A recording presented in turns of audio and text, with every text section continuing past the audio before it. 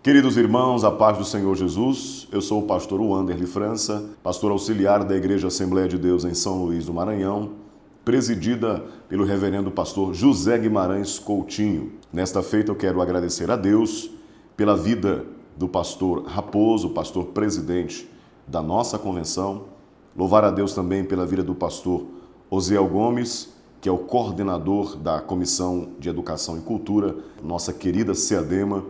Que Deus continue abençoando em o nome de Jesus. Bem, hoje nós estaremos estudando a lição de número 8 da nossa Escola Bíblica Dominical, classe Adultos. Esse trimestre muito abençoado, comentado pelo pastor Clayton, que tem uma temática, o plano de Deus para Israel em meio à infidelidade da nação. As correlações e os ensinamentos divinos no período dos reis de Israel. Portanto, tem sido abordado ao longo desse trimestre e nós glorificamos a Deus, pois nós estamos fazendo aqui uma correlação com o que está acontecendo na atualidade, assim como os cristãos que vivem neste presente momento difícil, pandêmico, e Deus tem nos edificado por meio da sua palavra. O textuário da lição está no segundo livro dos Reis, capítulo de número 5, versículo de número 14. Então desceu e mergulhou no Jordão 7 vezes, conforme a palavra do homem de Deus, e a sua carne tornou como a carne de um menino, e ficou purificado. A verdade prática diz: Deus não opera milagres necessariamente segundo nossas expectativas. Ele faz da forma e no momento que lhe apraz. A leitura bíblica em classe está no segundo livro dos Reis, capítulo 5, versículo 1 até o versículo de número 10, versículo 14, dos versículos 25 até o versículo de número 27. A lição bíblica, ela se divide em 3 pontos. Nestes pontos principais, nós estaremos estudando como Deus operou na vida de Naamã, o general do exército da Síria, que foi curado de uma lepra, uma enfermidade que afligia a vida de um homem que era muito honrado em sua nação, um guerreiro que guerreava as guerras do seu povo. E vale ressaltar, no versículo de número 1 do capítulo de número 5, a Bíblia vai dizer que ele guerreava as guerras e o Senhor, quem? O Deus de Israel, o Deus Todo-Poderoso, abençoava. Olha o que diz o texto: porque por ele o Senhor dera livramento aos sírios, e era este varão homem valoroso, porém leproso. Então o próprio Deus abençoava as guerras de Naamã a ponto de dar vitória, de dar êxito, sucesso nas suas pelejas. Portanto, vale ressaltar que Deus é um Deus que está no controle de todas as coisas. Então, uma serva que estava morando na casa de Naamã, estava vendo o sofrimento de Naamã, observando aquele sofrimento, anunciou a ele que existia um profeta em Israel que poderia trazer livramento. O contexto é bem interessante e nós vamos estudar de maneira efetiva essa temática maravilhosa.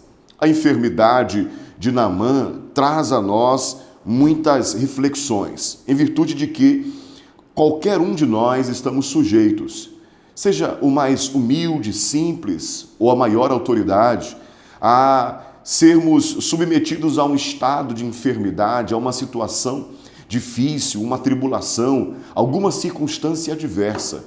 Não importa a nossa posição diante da sociedade, diante da igreja, ou em qualquer posição, em qualquer lugar que estejamos, nós estamos sujeitos, somos seres falíveis, limitados.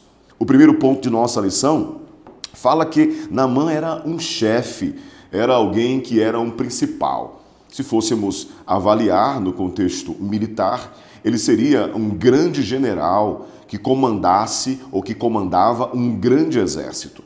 E observando o contexto de nossa lição, nós percebemos que o capítulo 5 faz e traz a nós o entendimento de que precisamos depender de Deus em todos os sentidos. Se nós fôssemos então grifar, se fôssemos então destacar duas palavras principais dessa lição, seria humildade e obediência. Porque Naamã, sendo ele um principal, sendo ele um oficial do exército de uma grande nação, não queria tomar banho ou mergulhar, conforme a ordem do profeta, no Rio Jordão, dizendo ele que tinha rios muito melhores no seu país. Mas a obediência e a conscientização de que quem estava falando com ele era um representante do próprio Deus na terra, e ele precisava obedecer à voz do profeta. Portanto, no primeiro ponto da lição, a caravana de Naamã vai até Israel e se depara com uma situação que talvez para Naamã não foi muito favorável ou confortável. Ele imaginou talvez que Eliseu pudesse recebê-lo com muita pompa, com muita regalia, mas não foi assim que aconteceu.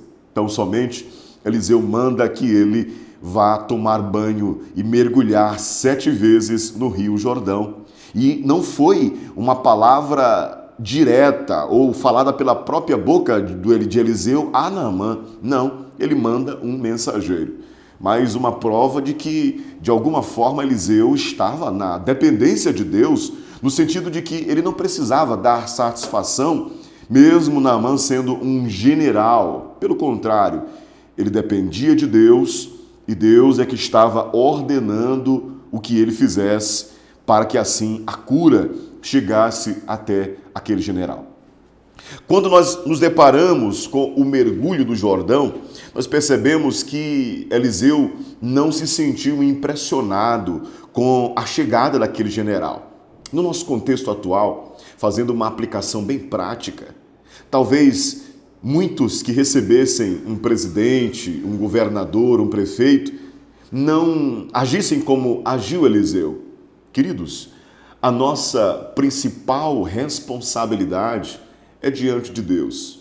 Deus é que deve ser honrado e glorificado. Isso não quer dizer que nós não devemos dar honra, respeito às autoridades que são constituídas por Deus.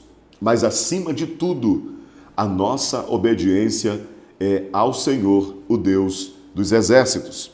A decepção e a cura de Naamã, observando o subtópico do segundo ponto da lição, é avaliada aqui num contexto de que ele se mostrou contrariado, estando diante do profeta e pensando que a recepção seria completamente diferente. A avaliação que é feita é que Deus ainda opera milagres. O próprio Jesus faz uma citação de que essa lepra de Naamã, assim como existia no contexto de Israel, muitas pessoas tinham também a mesma enfermidade. E Deus escolheu curar um homem de uma outra nação. Cabe aqui mais uma aplicação. Deus opera milagres a seu tempo, na vida de quem Ele quer, quando Ele quer, e não importa a nacionalidade. Se é grego, se é judeu, não importa se é gentil, se é helenista, não importa. Deus é o mesmo de geração em geração e a sua multiforme graça é operada como Ele quer. Observando o terceiro ponto da lição, nós avaliamos que Geazi tomou uma atitude que para o nosso contexto atual é muito parecida com os mercenários, com os lobos ferozes e gananciosos, que olham tão somente para o vil metal e esquecem da motivação certa que deve ser seguida. Geazi observou que Naamã trouxe muitos presentes para Eliseu. E Eliseu não estava preocupado, ou a sua atenção não estava voltada para os presentes. Pelo contrário, ele tão somente queria obedecer à voz de Deus e, fazendo a vontade do Senhor, ortogar no nome do Senhor a cura àquele general. Eliseu é um exemplo que deve ser seguido por todos nós cristãos. Nós não podemos trocar a motivação certa pela errada. A motivação certa é aquela que glorifica a Deus, que não olha os nossos interesses, que não olha as nossas vontades ou as nossas vaidades, pelo contrário, que olha tão somente a glorificação e a vontade do Senhor. Nós precisamos nos humilhar debaixo da potente mão do Senhor, que ao seu tempo Ele há de nos exaltar. Deus é que vai nos exaltar, não somos nós. E em nenhum momento nós venhamos aproveitar o trabalho no reino de Deus para alcançar os nossos deleites, os nossos prazeres. Geazi aproveita a rejeição dos presentes por Eliseu e mente para Naamã, tomando dele presentes. É interessante que o texto vai dizer que o coração de Eliseu foi com Geazi. Ou seja, o profeta tinha tanta intimidade com Deus que Geazi não conseguiu continuar mentindo para o profeta. O profeta discerniu, conforme o Espírito do Senhor, tudo aquilo que Geazi estava fazendo. É muito parecido com o que está acontecendo na atualidade. Nós fazemos aqui uma correlação com aqueles que utilizam da fé para alcançar os seus objetivos. Queridos, Geazi é um exemplo que não deve ser seguido. É um exemplo para trazer a nós reflexão. O que estamos fazendo para o reino de Deus glorifica a Deus ou está dentro do meu projeto pessoal? Eu preciso subdividir muito bem e saber aquilo que eu faço para o meu aperfeiçoamento e crescimento espiritual, que glorifica a Deus e que tão somente não olha para as minhas necessidades. O reino de Deus deve ser observado com um princípio fundamental. Qual? Buscar a Deus acima de todas as coisas. Entregar para Deus todas as coisas e as demais coisas serão acrescentadas.